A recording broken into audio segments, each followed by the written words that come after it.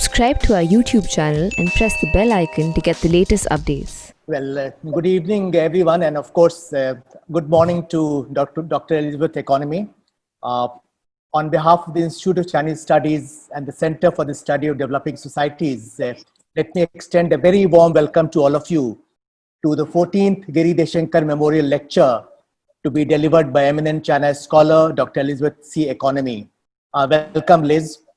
It's a great pleasure. So it's a great pleasure to have you with us through video link. Thanks a lot for joining us at this early hour in the USA. I'm good to know and feeling less guilty that you're early riser. So it's not exactly a very early morning for you. No. Thanks nevertheless. We hope to be able to see you in person before long once we emerge out of the present trying circumstances resulting from the COVID pandemic. The CSDS and the ICS jointly initiated the Giri Deshingkar Memorial Lecture in 2001 to celebrate the life and contributions of one of our most respected and pioneering Chinese scholars, who was much more than a narrowly focused area specialist. He was a historian with a deep knowledge of China's history, culture, literature, as also economy, politics, foreign and strategic affairs.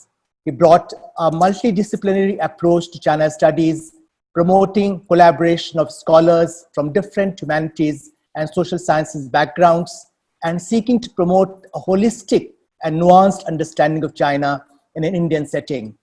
He was a great China scholar, but his interests went well beyond China to include Asia and the Asian identity and issues relating to war, peace, disarmament, and development.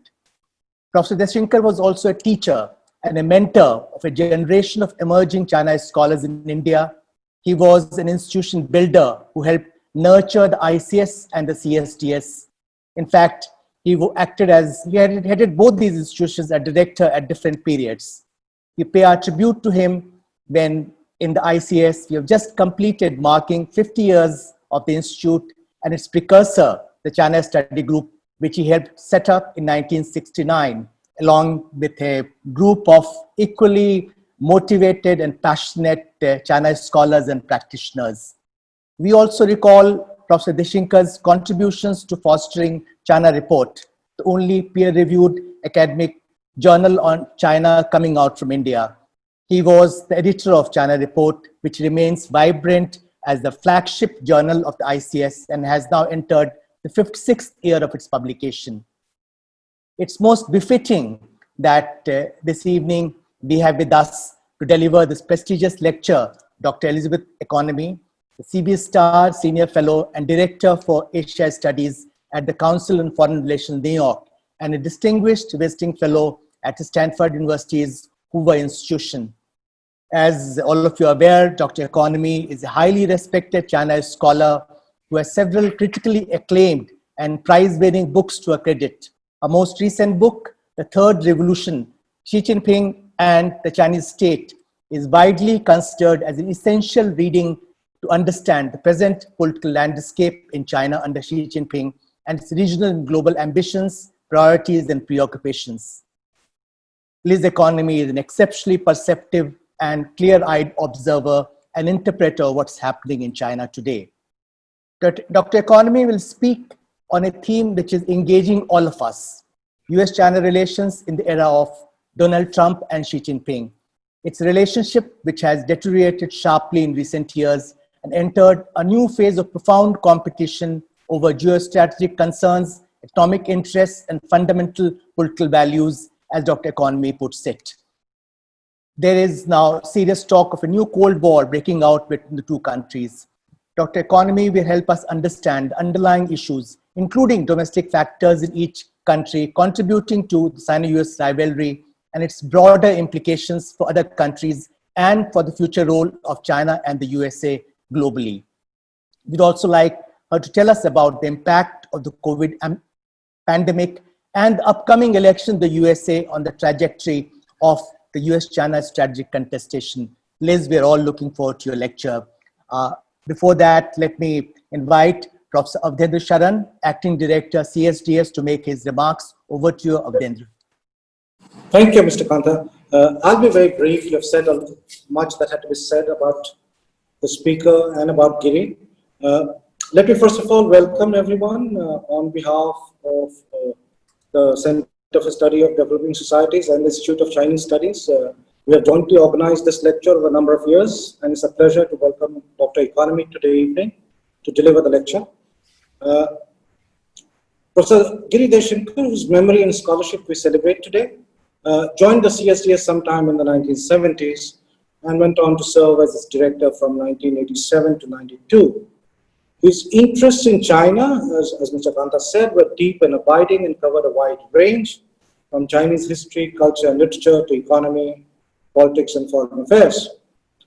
He also, towards the latter half of his career, took a great deal of interest in science, technology and security issues on which he wrote fairly regularly. I'm also told he was a fantastic cook, made some wonderful Chinese dishes, but I have no personal testimonies to offer on that count. But his friends often say that he was a wonderful cook, and it was always a pleasure to have him around.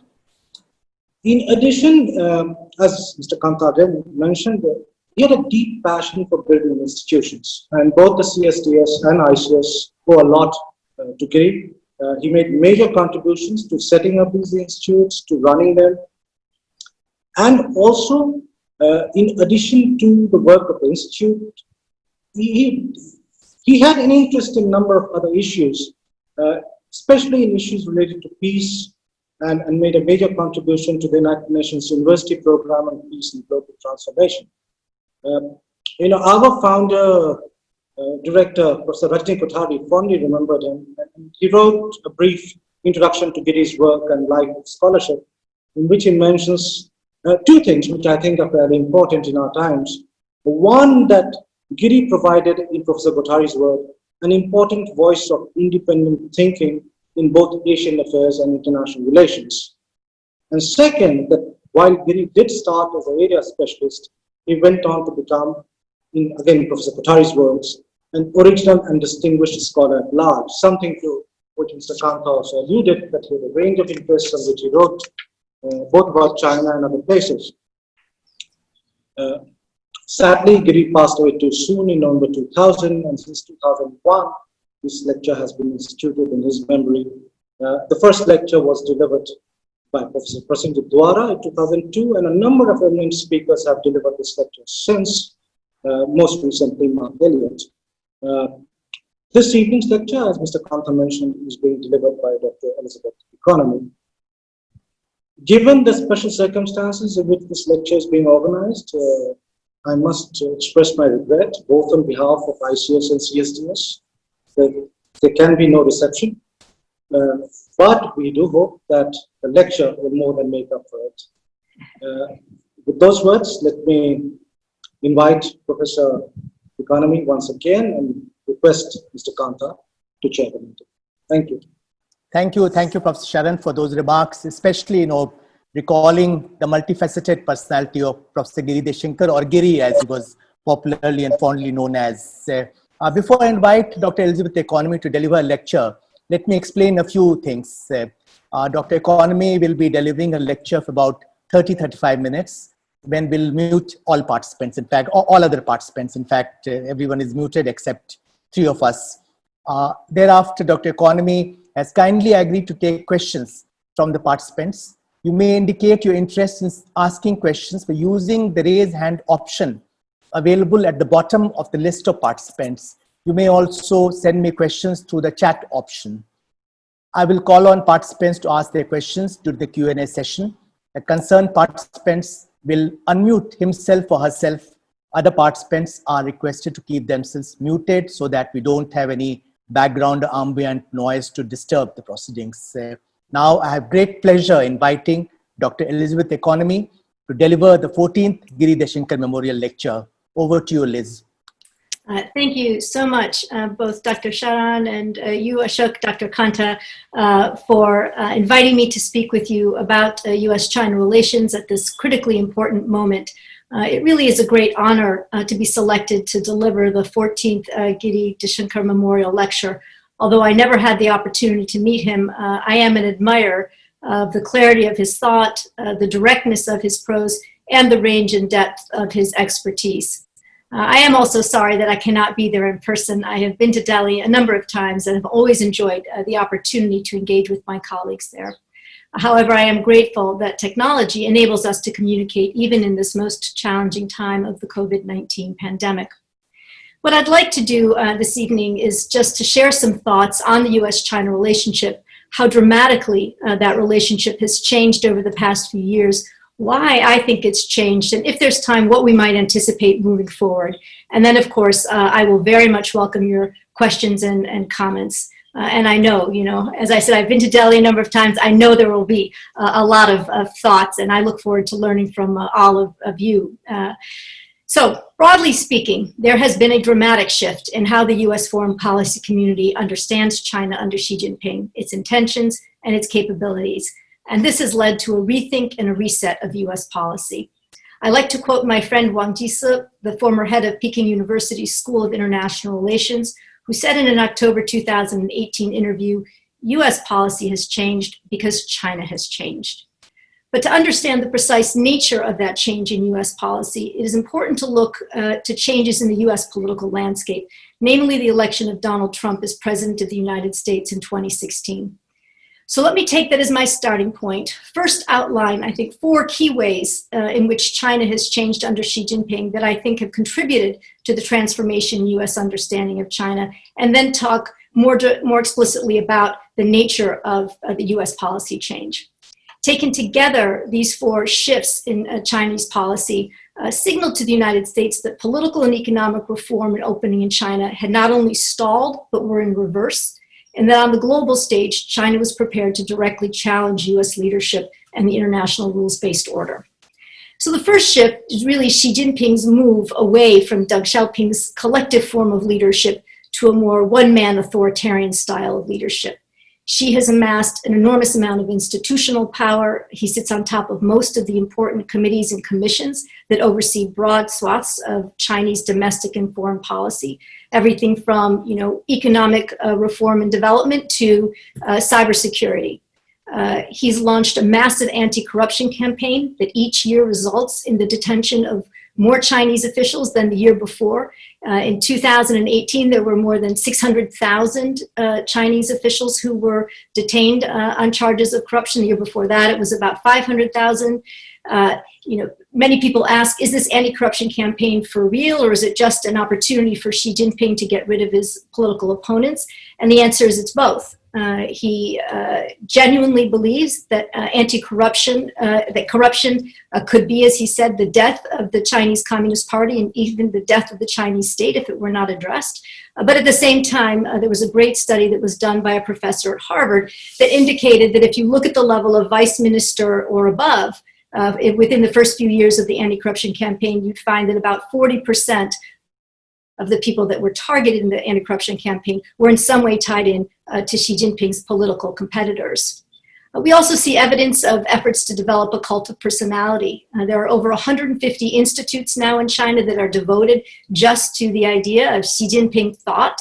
There is, of course, the famous app that all Chinese Communist Party members, more than 90 million of them, must now have on their phone and spend at least a few hours every week studying the thoughts, words and actions of Xi Jinping, then being quizzed on them and forced to turn in their quiz scores to local party secretaries. This is a type of thing that I think nobody would have anticipated happening in China during the years preceding Xi Jinping's arrival.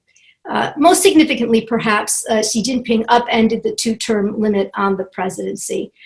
This was something that Deng Xiaoping had put in place back in 1982 as a mechanism of ensuring that China would avoid the type of chaos that Mao Zedong was able to inflict both during the Great Leap Forward and the Cultural Revolution on China, that concentration of power in the hands of one man.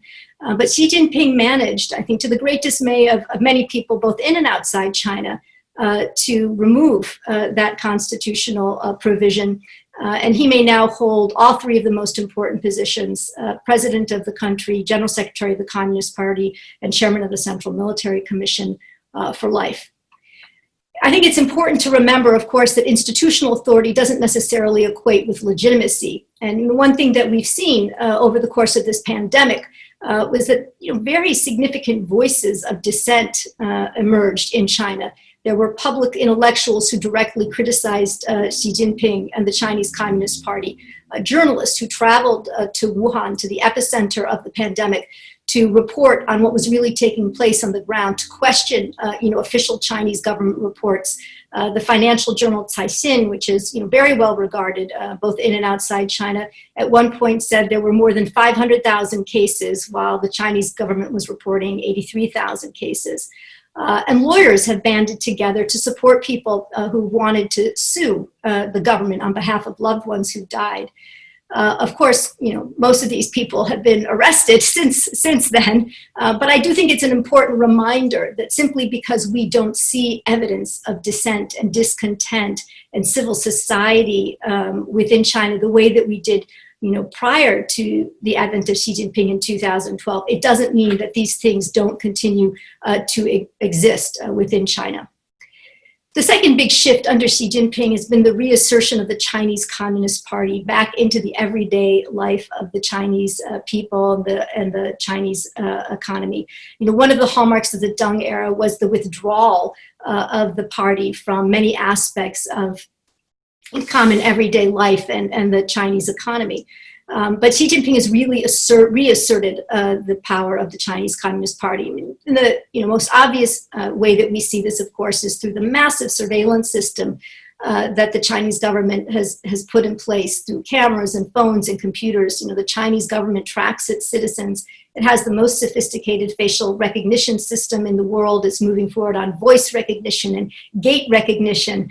So even if you can disguise yourself one way, the Chinese government will find some other way to track you down. And of course, the most extreme manifestation of this system is what's taken place in Xinjiang, which is nothing less than a police state at this point.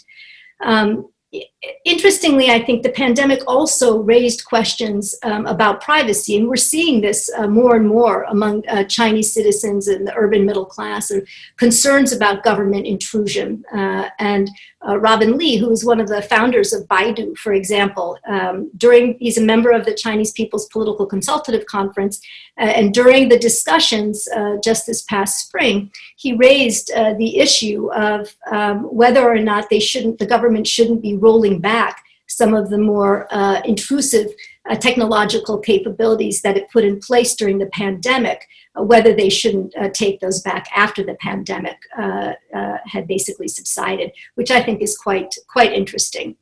For multinationals, I think there are two concerns about this reassertion of the Chinese Communist Party. First, the enhanced role of party committees within joint ventures. One of the things that Xi Jinping has pushed is to have party committees, which are basically just the committees that are made up of party members in any firm, but to have these committees play an increasing role in determining things like the investment decisions of firms, right? So when I was doing the research for my most recent book, for example, I spoke with the head of a major German subsidiary of a major German conglomerate, who's based in China, and he told me that the party committee had come to him and said that they wanted this firm to invest in a certain province in China, and he said, we have no interest and no reason to invest there.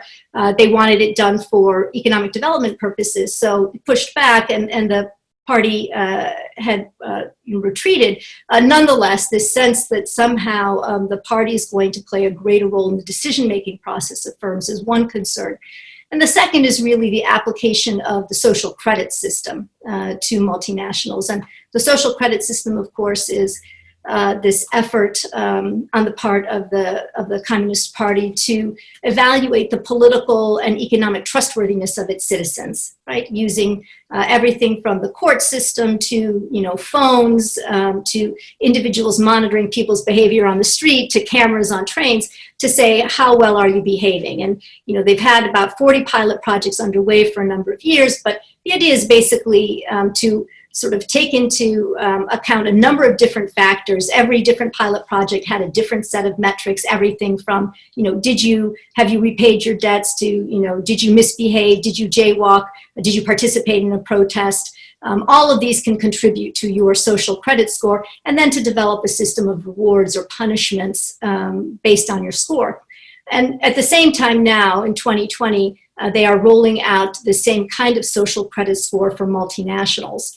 And there are supposed to be as many as 300 different metrics on which these companies will be evaluated. It can be everything from, simply things like, are you adhering to China's environmental protection laws? But also it could be, are you sourcing from Chinese suppliers? Right? So it could be a very important mechanism for the Chinese government to exert greater political and economic control over multinationals. So that reassertion of the role of the Communist Party is the second significant shift that has caused some concern in the United States. The third is what I would call a virtual network of restrictions and regulations that helps Xi Jinping to control what comes in and what goes out of the country. Deng Xiaoping often said that China had a lot to learn from the outside world. He welcomed foreign capital and foreign ideas into China. But Xi very much views the outside world as, is often termed hostile foreign forces. And, most clearly we see that, of course, in the growing control of the Chinese government over the internet in China. But there are a number of other ways, and let me just point to two that I think have been particularly important in the context of the US-China relationship. The first is a law that came into force in January of 2017 to manage foreign non-governmental organizations. And before the law was passed, there were over 7,000 foreign NGOs working in China, mostly on issues like environmental protection or poverty alleviation and education. And they were a major source of capacity building for Chinese non-governmental organizations in an area where I have long focused on the environment. For example, there was a point in time when foreign NGOs and foundations were responsible for about 90% of the funding of domestic environmental NGOs. And you'd have many of the heads of these Chinese environmental non-governmental organizations going abroad, coming to the United States, for example, and spending a few months with American NGOs learning how to fundraise or to manage an NGO. So a really extraordinary level of interaction, right, and civil society partnership that was taking place. But in the wake of the passage of that law, which moved control of foreign NGOs from the Ministry of Civil Society to the Ministry of Public Security, which already tells you sort of the change in how foreign NGOs were being viewed in the Xi Jinping administration, right, as a threat, a potential threat to national security. That number has dropped precipitously, and with it, it has really undercut one of the two most important pillars of support for a robust US-China relationship in the United States, namely the sort of civil society, people-to-people kind of relationship. The second, I think, example of how Xi Jinping has moved to limit foreign engagement is through the sort of Made in China 2025 effort. And this, as I'm sure many of you are aware, was a program that was initiated in 2015. And the idea was basically that Chinese firms should control somewhere between 80 and 90% of manufacturing in China across 10 sort of significant areas of cutting edge technology, everything from artificial intelligence to medical devices, to new energy vehicles, to new materials. And so many people look at the Trump administration and think the Trump administration is really the engineer of the decoupling process. But in point of fact, China had already begun the process of trying to take control of developing its own supply chain, of managing and controlling its own supply chain across all of these 10 areas, beginning in 2015. Certainly the Trump administration has accelerated that process. But nonetheless, I think it's important to recognize sort of what China was trying to accomplish, several years before the Trump administration, in fact, started to push ahead on this front. So that's the third shift. And the fourth shift, of course, is the move away from Deng Xiaoping's low-profile foreign policy to a much more ambitious and expansive foreign policy under Xi Jinping. And let me just tick off quickly 4 areas where I think this is particularly noteworthy. The first is in terms of moving from staking claims around sovereignty to realizing them. And we see this in the South China Sea, in Hong Kong, in Taiwan. Even in the midst of the pandemic, China made moves in each one of these areas, right, to advance its claims. And certainly we saw in June China taking steps to exacerbate tensions on the border between India and China that resulted in a significant loss of life. So one is in this area of sort of sovereignty. The second, for the United States, has been a growing concern over Chinese economic and political activities within the United States. So whether political influence through Confucius Institutes or Chinese government officials' influence over Chinese students in American universities, the hollowing out of core U.S. Technological advantages through the acquisition of U.S. companies or investments in startups or intellectual property theft within universities or via cyber theft, all of these have become a source of very significant concern in the United States in ways that they were not previously. Belton Road Initiative, of course, is China's grand-scale infrastructure initiative that Xi Jinping announced in 2013. It began really as an effort to export Chinese overcapacity, to link lesser developed parts of the country to external markets. It was all about hard infrastructure. But as we've seen over the past 7 years, it has morphed and evolved into something far more ambitious, right? There's the digital Silk Road that's, fiber optic cables and e-commerce and satellite systems. There's the Polar Silk Road to connect China to Europe more directly.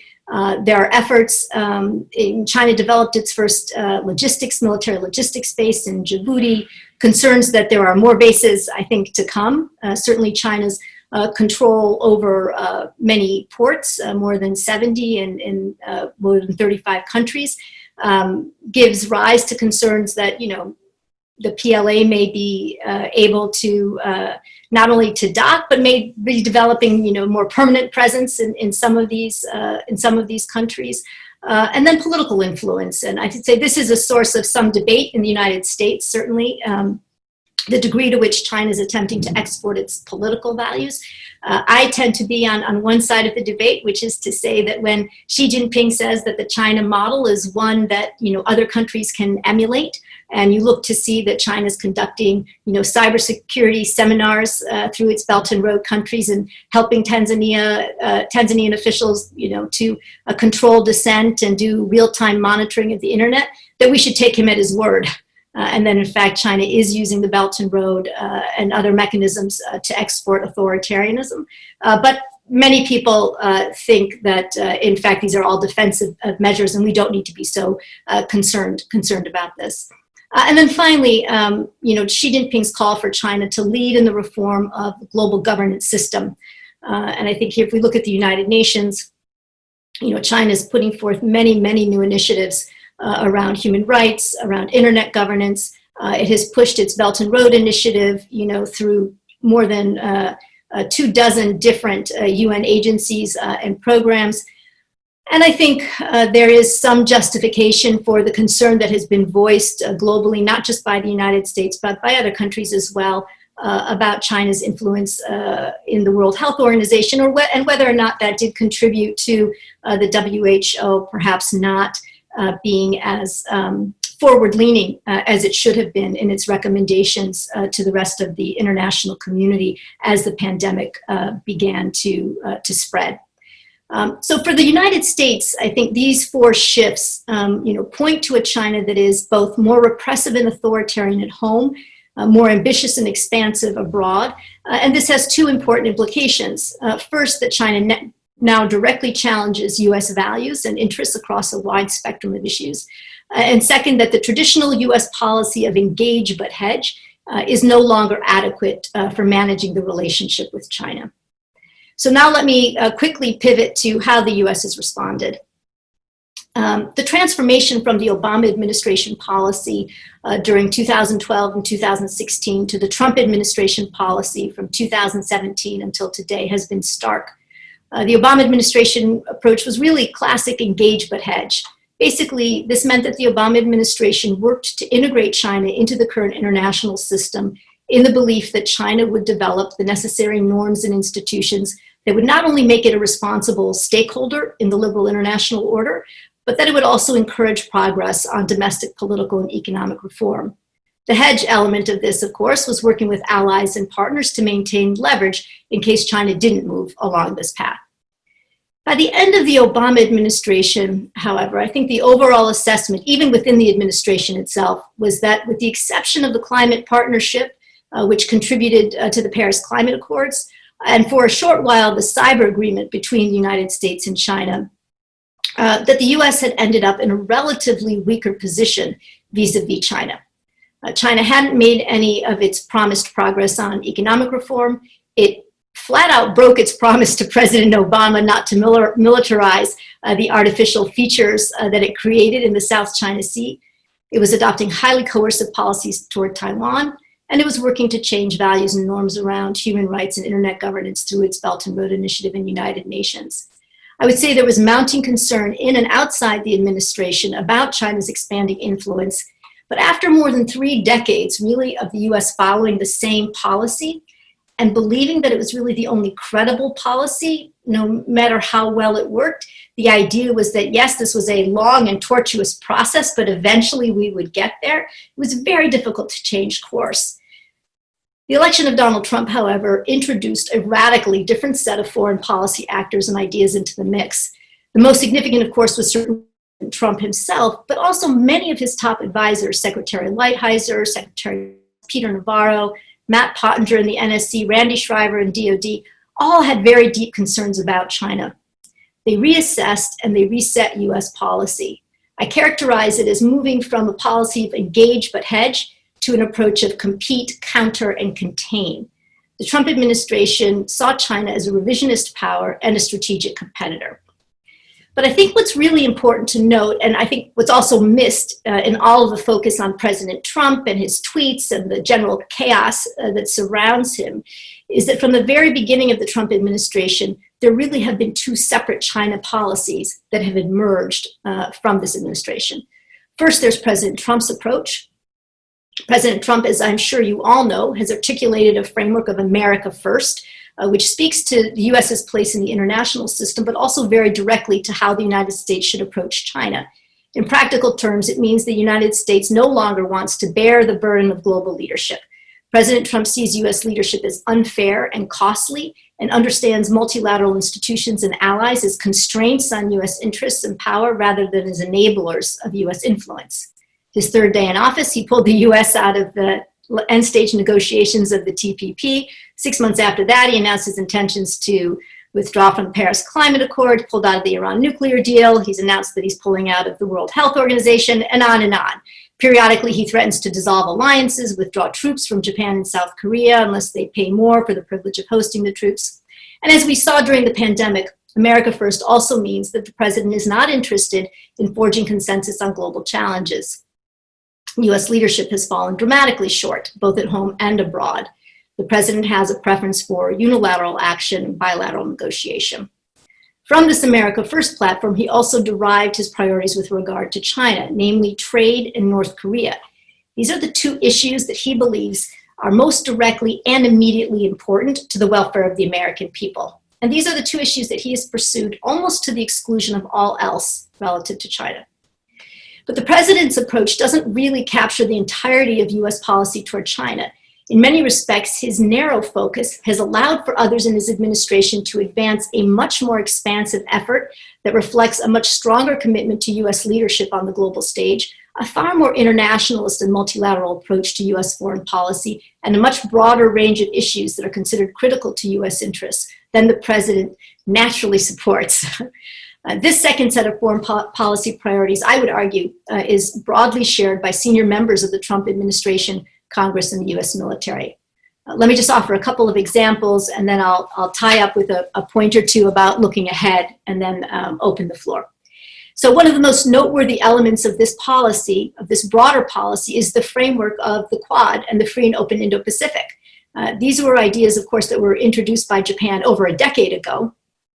and of which India is one pillar, along with Japan, Australia, and the United States. The revival and the expansion of this notion represents an important effort to support norms of the international rules-based order, including freedom of navigation, free and fair trade, sovereignty, and good governance. And if you look across a wide range of US policy and initiatives and actions over the past 3.5 years, I think you'll see these ideas reflected very clearly. So for example, in the South China Sea, the United States has not only increased its own freedom of navigation operations from 4 in 2017 to 9 in 2019, but has encouraged Australia, India, Vietnam, Japan, the UK, and France to reinforce freedom of navigation norms with their own naval activities. With regard to the Belton Road, the US has led the call for countries to take a second look at how their Belton Road deals are structured and the debt that might be incurred. The US Congress passed the BUILD Act that created an entirely new institution, the Development Finance Corporation, where multinationals from all countries can go for financing on preferential terms for high quality infrastructure projects. And it created the Blue Dot Network with Japan and Australia to provide consulting and certification process for businesses and countries to ensure quality control and infrastructure development. Similarly, the United States is now leading the charge within the United Nations to push back against Chinese efforts to use the UN to advance its own domestic policy concerns. Look, President Trump does not care about the United Nations. He's called it, no friend of the United States. But the US has called China out for using the UN to advance the Belt and Road Initiative. For example, it pushed back against Chinese efforts in 2019 to include the Belt and Road in the UN reauthorization bill, in the reauthorization bill for the UN mission to Afghanistan. I mean, China twice threatened to veto the reauthorization bill if it didn't have the Belt and Road included, but the United States and others, stood strong, and the bill did not include the Belt and Road. And of course, in large measure, China's failure to lead, to get the presidency, the head of the World Intellectual Property Organization this past spring was due to US lobbying efforts. It would have made the 5th UN agency, specialized agency of the United Nations that China would have held the top position, 5 out of 15, far more than any other country.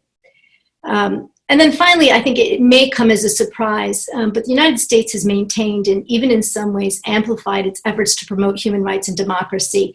And if any of you have seen the excerpts from the John Bolton's book or read it, I've only seen what's been in the news. I can't bring myself to buy the book and pay the money to support him, but I have read some of the excerpts. But it's clear that the president does not care about human rights, but Congress does. And the US has strongly supported Hong Kong democracy activists with the Hong Kong Human Rights and Democracy Act, now the Hong Kong Autonomy Act. It's sanctioning companies that do business in Xinjiang and officials that are responsible for the repression.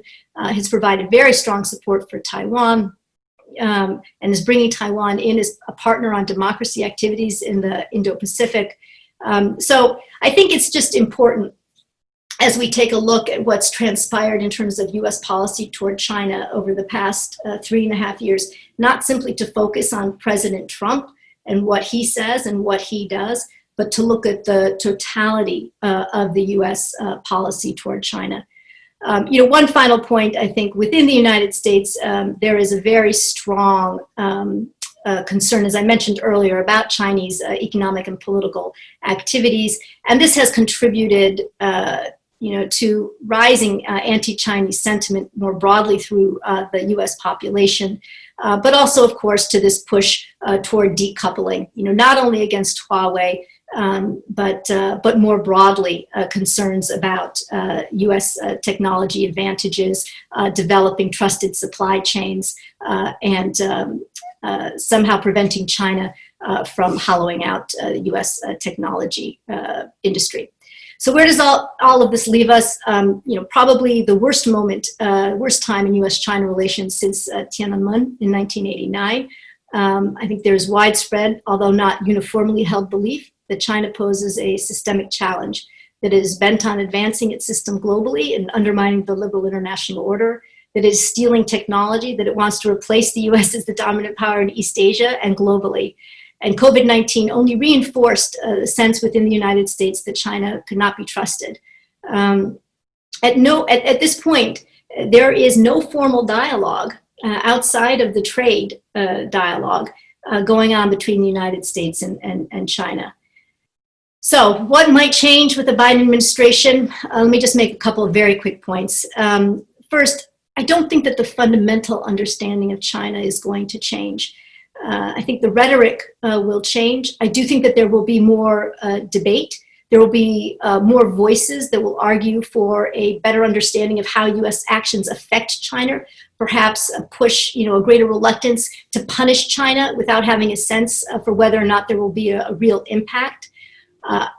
Certainly, there will be a turn back to the United States considering and leading on issues around global challenges, more of an emphasis from the president, not simply members of his administration, on partnerships and allies, a greater focus on developing U.S. resilience, so investing in the United States at home, and perhaps, I think, looking to try to find an area or two of common ground and common purpose with China to keep that Cold War that Ashok mentioned at the outset, to keep those lines from hardening.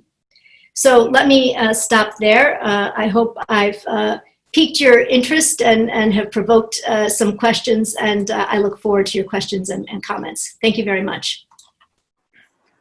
Thank you very much, Liz, for that brilliant lecture, for bringing out with such great clarity, lucidity, and understanding how US-China relations have changed so dramatically in recent years. You pointed out that US-China relations have changed, and China has changed. You have brought out various major shifts that have taken place in both China's domestic politics and its foreign policies, and how those changes have influenced the whole context of US-China relations. You argued that the change started taking place during Obama presidency, when there were a whole lot of concerns about China, but then policies pursued over 3 decades, those policies essentially continued until President Trump and his administration brought into being a radically different approach towards China, when the shift, as you argued, took place from engage and hedge to counter and contain China. You also brought out some changes that might take place if we have Biden presidency come November elections in the USA. You have, as you mentioned, given much food for thought. I'm sure there will be a whole lot of questions. We look forward to a very stimulating dialogue. Before I start the Q&A session, it gives me great pleasure to recognize the presence with us this evening of Ms. Priya Deshinkar, daughter of Professor Giri Deshingkar. Thank you very much, Priya, for joining us this evening. Now we will start the Q&A. Priya, would like to say something? No, I'm just absolutely delighted. It's actually the first time that I've been able to attend one of these memorials. I know, that's why we are so happy that you are with us. So much pressure. This is fantastic, and I really enjoyed Liz's lecture and learned so much about China and the US relations, as well as their respective policies. So thank you for that. And thank you for all the wonderful tributes to my father. It really makes my heart swell with pride and remembering him in this way. Lovely. Thank you. Thanks. Really enjoyed being here. Thank you very much, Priya. Now we'll start the Q&A session. We have with us Jyoti Malhotra, who is National and Strategic Affairs Editor of ThePrint. Print is our media partner for the event, and we'll start the Q&A by inviting Jyoti to raise some questions. Jyoti, will you unmute yourself and start?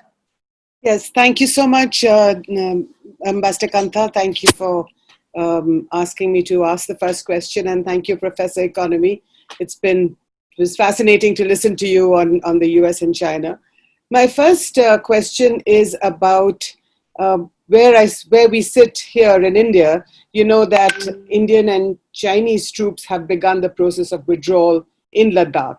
These are the first reports that have come in, and there are reports also that the special representatives of India and China have been in touch with each other. Now, this is happening in the wake, again, newspaper reports say, in the wake of conversations between India and the US, and a growing closeness, a partnership, if you like, between India and the US on countering and containing. These are your words, and I don't know if India is going to be party to that. But what are your views on this? Well, thank you for the question. I mean, again, I'm sure everybody on this in this discussion is aware that the United States, longs for a greater partnership with India, and that we recognize that India is reluctant to, jump to one side or jump to another side. Obviously, there are complicating factors. India's strong ties with Russia.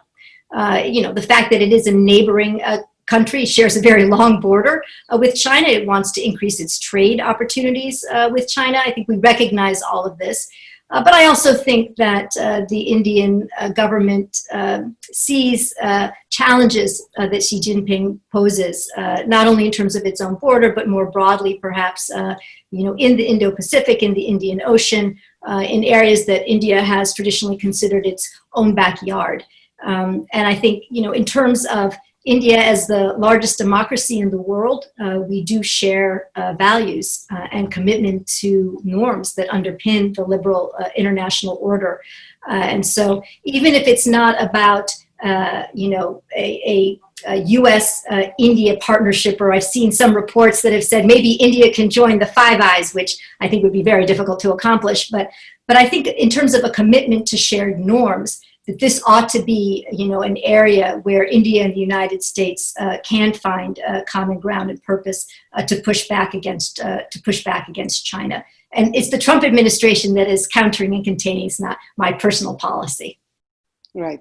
Thank you so much. Thank you, Ambassador. That's all I have right now. Thank you, Jyoti. Now I'll invite Ambassador Shri Shankar Menon, our former National Security Advisor and Chairman of Advisory Board of ICS, to ask the next question or questions. Ambassador Menon. Thank you, Ashok, and thank you, Dr. Economy, for that really brilliant lecture. I think that was really, it opened our eyes to a lot of things. But I want to go back to where you started. You said China has changed. Do you think China could change back? It's an unfair question, I realize. It can't change back, but it can change forward, right? And yes, I don't think that this is the end of Chinese history. And I firmly believe that, as we saw, in the midst of the pandemic, that there are strong voices and even within the very top leadership, that there are concerns about Xi Jinping and overreach and disagreements about how best to pursue China's national interest. And again, merely because we're not privy to them, it doesn't publish everything in the media the way that it does in India and the United States, doesn't mean that there aren't these discussions and debates going on, and that there won't be strong push in the future for a more open political system, and one that would be more in line with sort of the values that are represented in the liberal international order. Having said that, I don't think it will be easy for China to get there at this point in time, and I do think it will. I don't expect Xi Jinping to have some new awakening, for example. I think it will require real push within the top echelons of the Chinese leadership. I think a sense, a majority within the top 7 of the Standing Committee of the Politburo to say that Xi Jinping has pushed things too far. It could have been that the pandemic might have served as that inflection point. It doesn't appear that it has, but I think we can see some of the fault lines in the system. So just as I don't believe that engagement, should be over and that engagement didn't work, as some of my good friends and colleagues have argued. I think engagement has had a profound impact on China. I also don't believe that China can never, emerge from this period and reform politically and economically. So, will you have another question, sir? Okay. For our next question, I'll move to chat box. Tilak Jha, he has a question. Tilak would like to ask you a question directly. Please unmute yourself. No, sir, I think I have typed the question. It's primarily that, do you see the US ready to play second fiddle to China in the coming years? And technology gap keeps shifting in favor of Beijing. And if not, do you see the US doing enough to ensure it remains on the top of these charts? Yeah, thanks. No, I don't think that the United States is ready to play second fiddle to China. I think that there's a strong presumption within the United States, both sides of the political aisle, Democrats and Republicans, that the United States both wants and needs for the greater good, both of the United States and much of the rest of the world, to remain a leading power. And in terms of the technology race, look, I think we're beginning to delve more deeply in a more granular way into the areas where China actually does have a real advantage and where the US really retains a significant advantage. And there is, a lot of hype that comes out of Beijing, around things like, China is going to be dominant in artificial intelligence simply as a result of the massive data that it is going to have access to. And, while initially I think the US has been on the defense and we've been like, oh my gosh, actually now we're beginning to look and see that in many areas, that's simply not the case. And in AI, for example, it's not all about how much data you have access to. And similarly, we look to see the difference between, what's called invention and innovation. And when you look at sort of areas of basic research and where you have breakthrough technologies, it is still the case that the United States and other countries lead, whereas China is much more still in the vein of innovation and process innovation. And when you think about sort of the amazing companies that China has produced, like Alibaba or Tencent or even Huawei, it's really not about their own technological breakthrough inventions that has set them apart and ahead.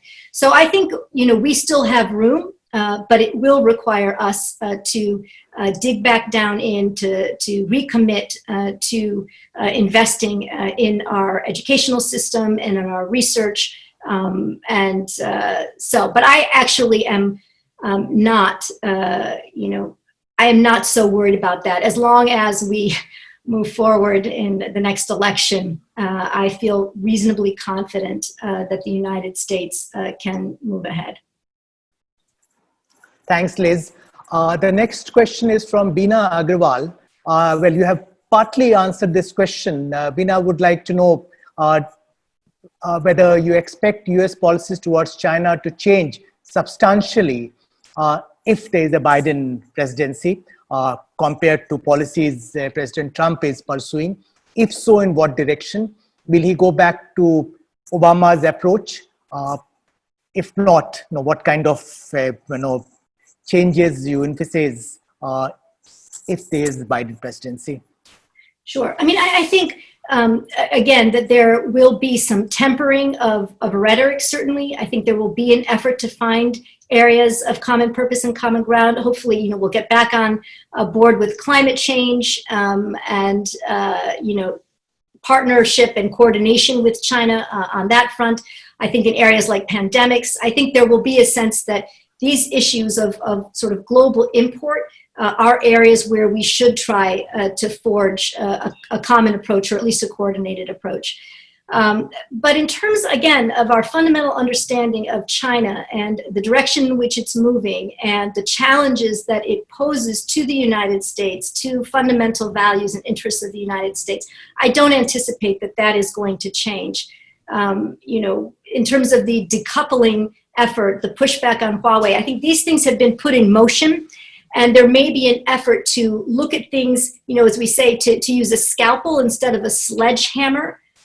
In some respects, the Trump administration has, rethought the policy, has reset it, and now maybe it's time to recalibrate it.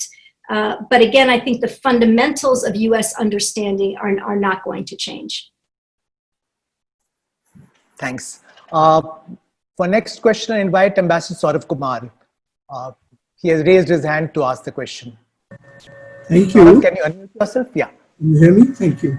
Thank you very much for a very good presentation. You mentioned U.S.-China policies, U.S. policy towards China at two levels, President Trump and the administration. And my question is about that. His approach, disappointment with multilateral institutions, has left the multilateral institutions entirely or largely at the mercy of the Chinese, out to expand their influence. The WHO is a prime example, very concrete and recent one. Instead of working to correct the deficiencies in preparing for the next pandemic, which is a very real possibility, he abdicated by withdrawal. Now my question is, what about the second level of US policy and the academia?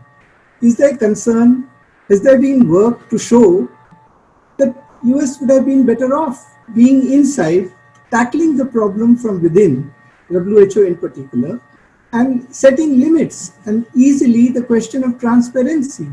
Why should international organizations depend so much on the level number one who can block its functioning, as it happened in this case? There were people who knew what's happening, they wanted to do, but possibly because of the one person at the top, the organizational functioning was stymied. Now, this is a prime case for reform, governance reform in multilateral institutions. So we've left the full. So this is. I have another question, if the chair will allow later, that is about China. Thank you very much. Great question. I think, yes, the Trump administration policy can be seen as an effort to deny Chinese leadership, while at the same time not actually advancing a very affirmative case, right, within these international institutions.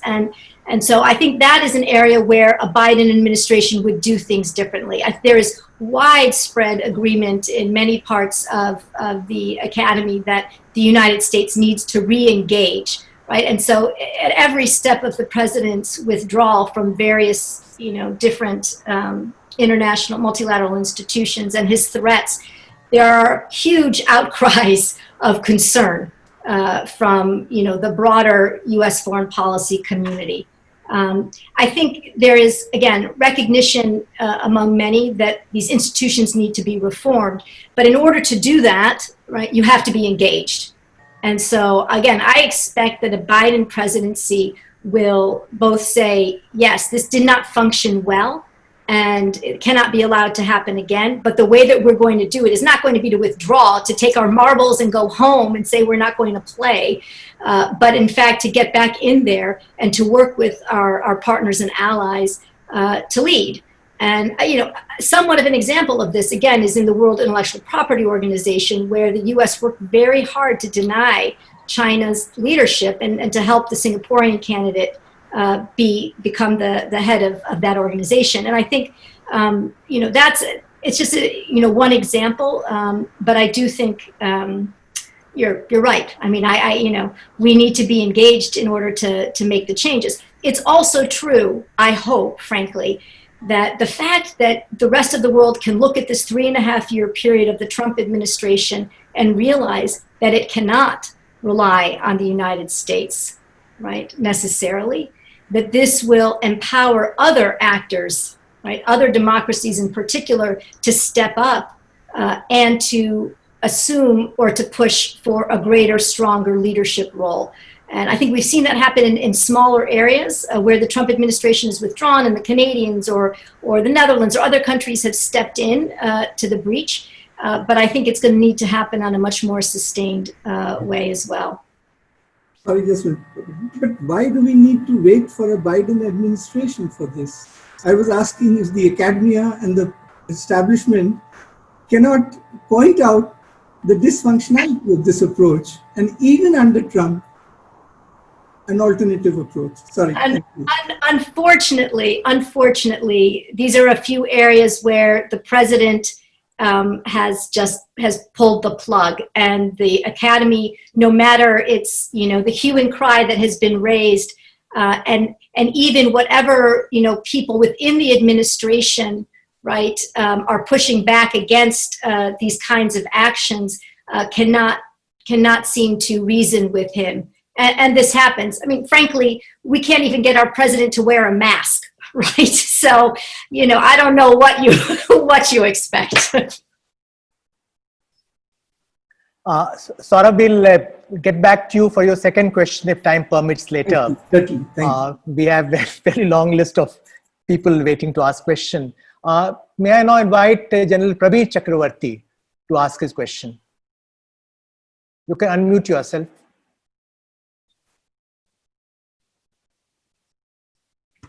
Yeah, I'm unmuted. Well, thanks a lot, Elizabeth, for a beautiful lecture. I have a very simple question. I've often read and you often suggest that the biggest enemy of the Communist Party are the Chinese people themselves. And you brought out exactly what Xi Jinping is doing towards this. Do you think Xi Jinping will remain in power with all this going on and with the United States companies also moving out?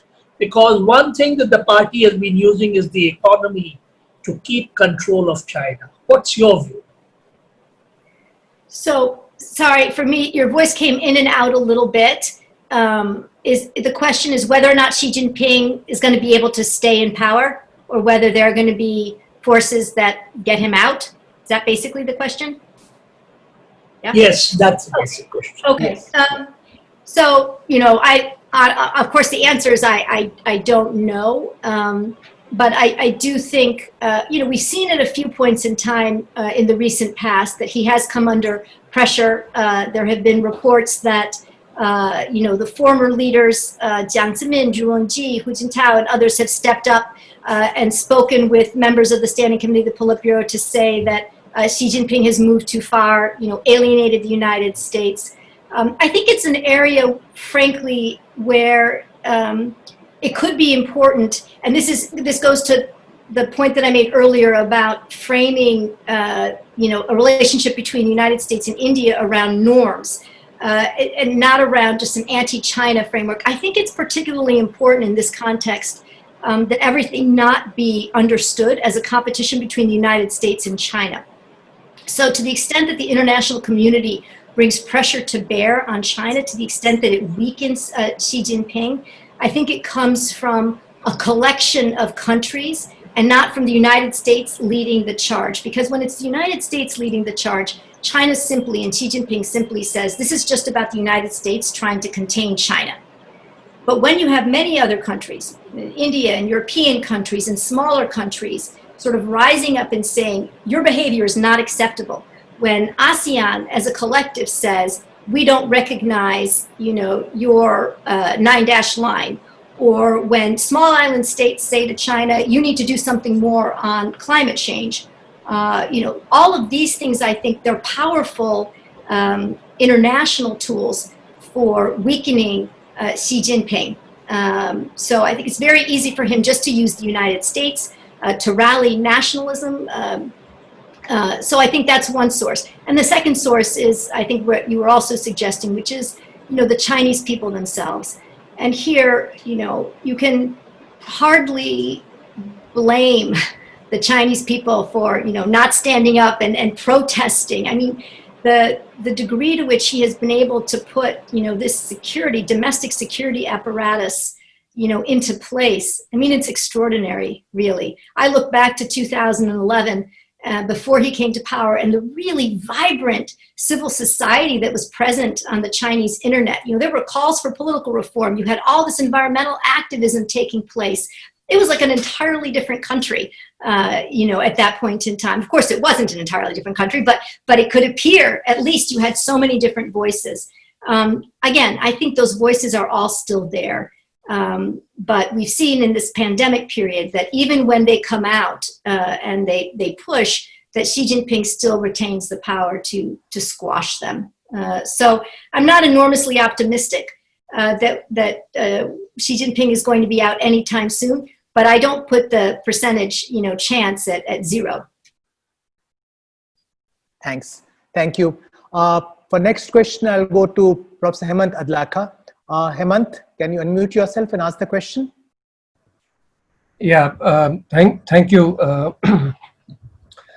Hello, Dr. Economy.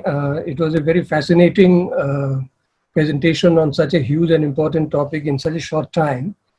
But I would like to draw your attention to one aspect which did not figure in the discussion so far, and that is China and Russia coming together.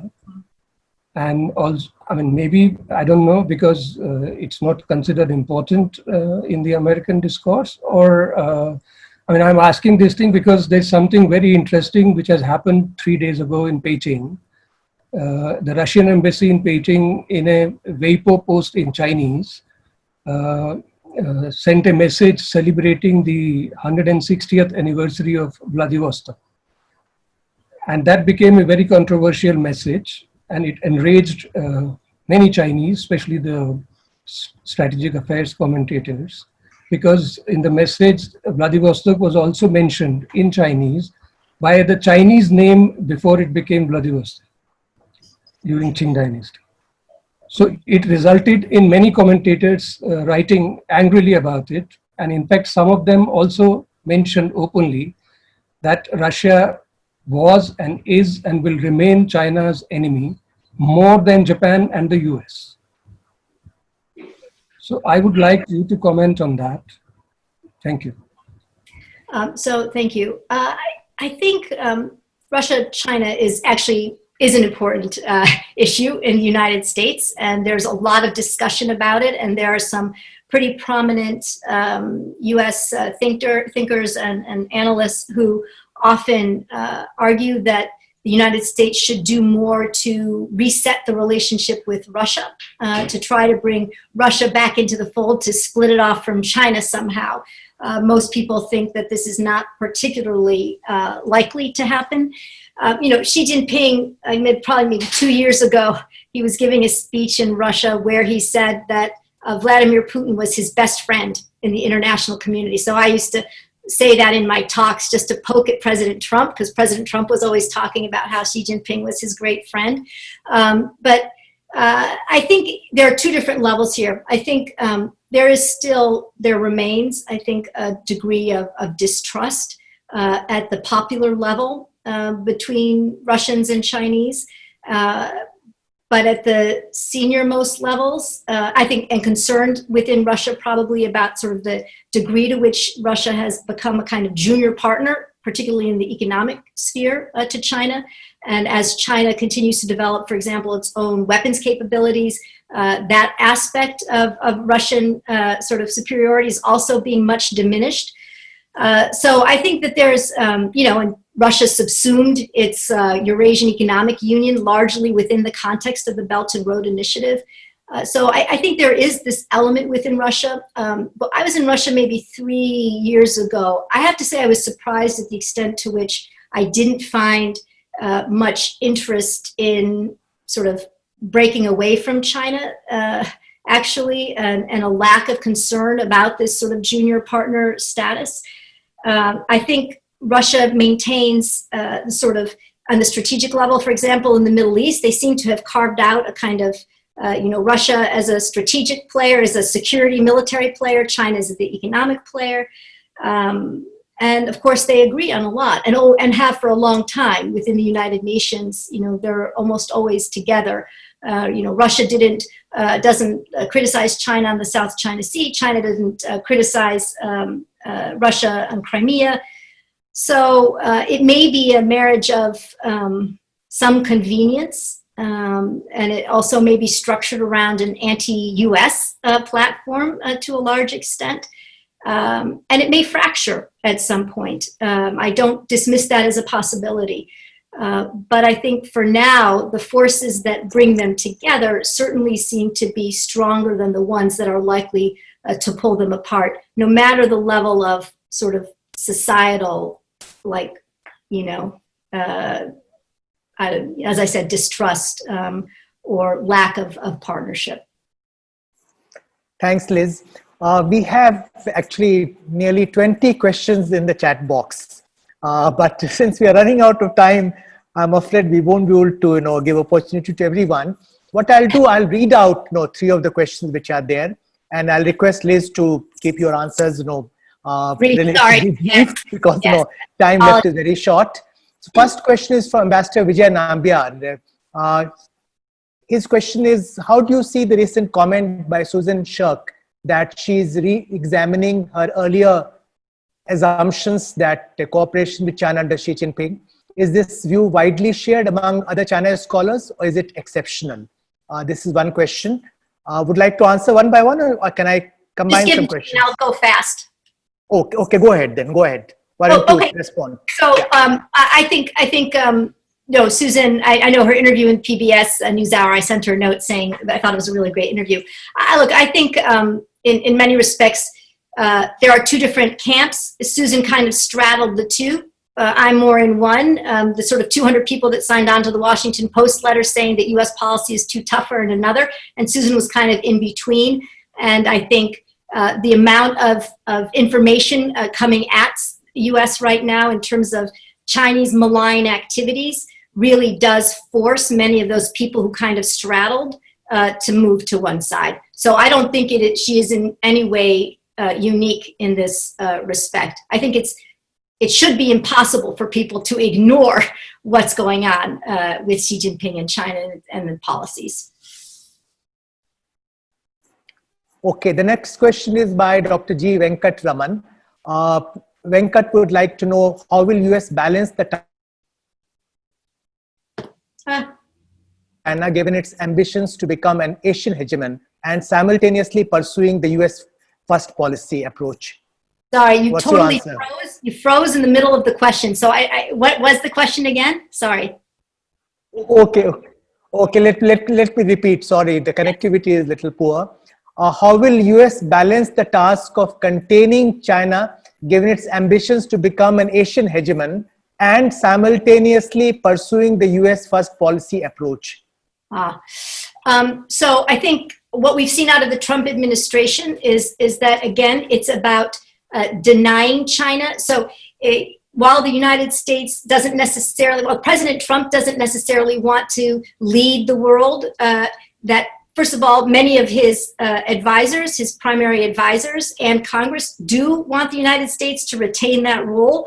And so again, while President Trump maintains this very narrow focus on his trade issue and secondarily and much more distantly now North Korea, all of these other players continue to push forward, the military and others, on this effort to ensure that the United States retains a primary role in East Asia and on the global stage. So I think they do it by running around President Trump, and as long as their aims don't directly conflict with what he wants, they seem to be able to continue to push forward with the policies that are necessary to maintain some degree of U.S. leadership in the region. Thanks. Our next question is from Arun in chat box. Arun would like to know, to what extent would US be able to bring Europe along in its approach to China, or will Europe forge a different course on China? So I would say this. I think the United States has really done a great job of alerting the world to the challenges that China poses and to this sort of new China under Xi Jinping. It has not done necessarily a great job in its diplomatic outreach. Of course, the president is terrible because he treats our allies and partners the same way that he treats China, sometimes even worse than he treats China. Nonetheless, I think we've begun to see in a number of countries, in Europe, shifts, from the UK to Greece, other countries now on the Huawei issue, for example. Many countries are starting to follow I don't want to say the US lead. I mean, Japan and Australia banned Huawei before we even started talking about it. So I think that if you can move past the president's ugly rhetoric and lack of diplomacy, I think the alarm bells that the United States has rung do seem to resonate in certain sectors of different European polities and cause them, again, to take a second look and to make different decisions. And so I think this is important. And Congress also, has moved forward with this interparliamentary group on democracy. And I don't know whether India is part of it or not. It's not just with the Europeans. But I think this is a very important initiative. Again, so across Congress and members of parliament globally, right, democracies uniting, right, to talk about, to think about, and to coordinate policy on China. Because, legislators play an important role, obviously, in sort of thinking and discussing and debating foreign policy. So I think, can we bring Europe along? Europe is going to make its own determinations, its own decisions, and country by country, it's a little bit different. But I would say that right now, the landscape from the US perspective in Europe is much better than it was, say, a year ago with regard to China. Thanks, Liz. There is a question from Manjushri. She would like you to comment on what's US policy on China's agenda of territorial expansionism. What's the US agenda? No, what is US stance on China's agenda of territorial expansionism? Yeah, US stance is stop, and push back, perhaps not as effectively as we would like. China managed to, name 80 new artificial features, 55 of which are underwater in the South China Sea in the midst of the pandemic. And, it's pressing forward with its claims. But again, gradually, more and more countries seem to be becoming aware of China's expansionism, of its flouting of international norms and international law, and sort of being willing to step up and to engage. And I think that is just critically important. It just cannot be all about the United States pushing back by itself, not only because we don't have enough power to make a difference, but also because it makes it too easy for China. And so I think it's really about bringing allies and partners into this game on a normative framework. Okay, the last question is from Tanishka. She would like you to comment on US-China Cold War and whether it can become a nuclear weapons race between the two countries. Oh, I certainly hope not. It doesn't actually seem to be moving in that direction right now, and I think the Biden administration will get back on top of the nuclear issue when it comes to power, hopefully in November.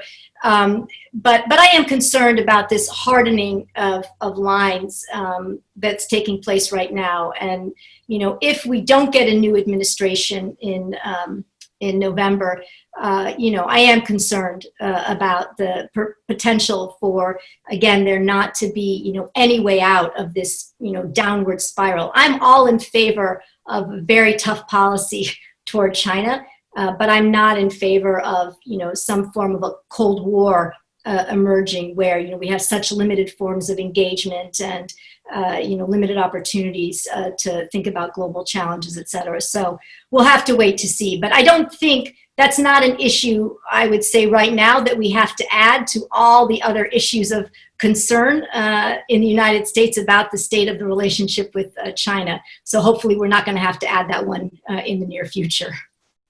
Thanks. Thank you. Well, we still have about 10 questions, but we have really run out of time. So I must apologize to others who wanted to raise questions. Liz, would like to make any concluding remarks? No, just thank you so much to everybody for your great questions. I have to say, sometimes in my trips to India, I come from China to India. And when I get to India, it's like everything blossoms. It's not just all the flowers, but it's also just the creativity, the openness of thought, the debate, the argumentativeness, which wasn't on display here, but I really just enjoy, engaging with all of you. So thanks very much. Well, thank you very much, Liz. It was really a great pleasure to welcome you to this webinar this evening. As you mentioned earlier, we would like you to come to India in person before too long. Let's hope that the present pandemic situation eases up and it becomes possible for you to return to India for another trip. Thank you very much. I'll not try to sum up your remarks because your presentation and your answers to a large number of questions which have been raised have been so rich, textures, nuanced, that it will be futile on my part to try and sum up and or even try to bring out what are the major takeaways of your remarks. But let me just tell all the participants that the proceedings of this webinar have been live streamed through YouTube, and the recording will be kept both on our social media platforms and website, as also on social media platforms of our media partner, ThePrint. So you can refer to the recording at your leisure in future as well. Thank you very much, Dr. Elizabeth Economy, for making it possible to deliver the 14th Giri Deshingkar Memorial Lecture. As Professor Sharan brought out, we have a very distinguished list of speakers at this prestigious annual lecture, and your lecture has been most befitting one, keeping in line with the very distinguished speakers we had in the past. So thank you very much. And let me thank all the participants for joining us this evening. Thank you. Thank you.